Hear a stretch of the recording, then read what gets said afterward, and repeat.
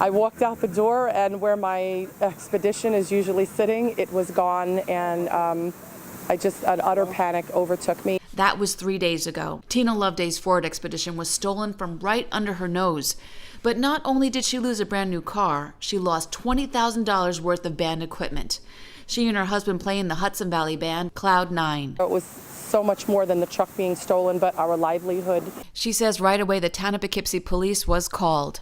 They were wonderful with their response time. Officer Fasano took care of everything, and he had told me from the beginning, he says the car's going to pop up. But with every day that went by, so did a little hope. Kind of resolved to the fact that it was in a chop shop somewhere in the Bronx, along with our high-end musical gear. It's kind of irreplaceable. In the meantime, Tina and her family made some changes in their lifestyle. We had the locks on our house changed because they had the keys to the house. I did not realize I must have left the keys in the car, and we didn't lock it.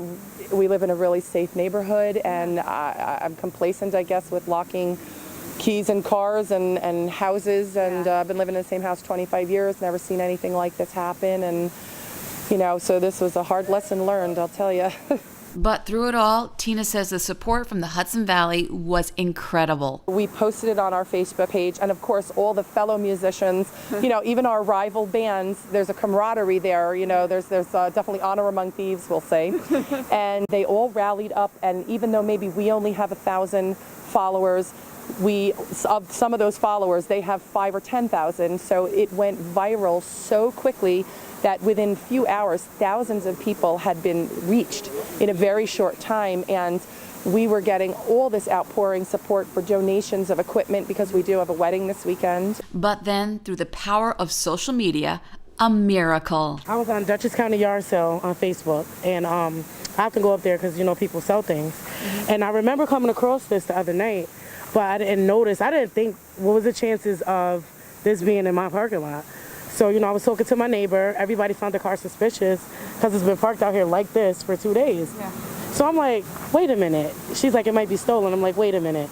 Let me go up there. So I go up there, I look, and it said Expedition, whatever. I'm like, all right, Expedition, LE. Then I read the plate. I'm like, wow, it really is the car. So first I called the guy West. She started telling me that she thought she found the truck.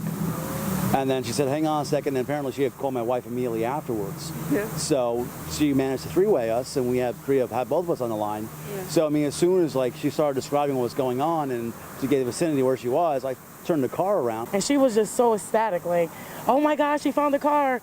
Wes is like, I'm on my way there now.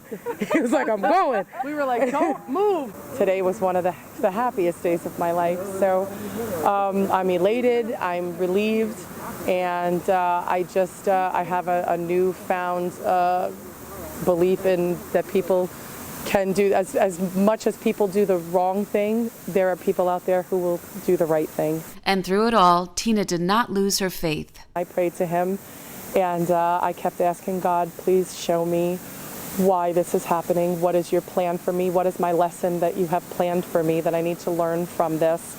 And I spoke with him, and I just said, we really, really need that equipment back because this is such an enormous part of our lives.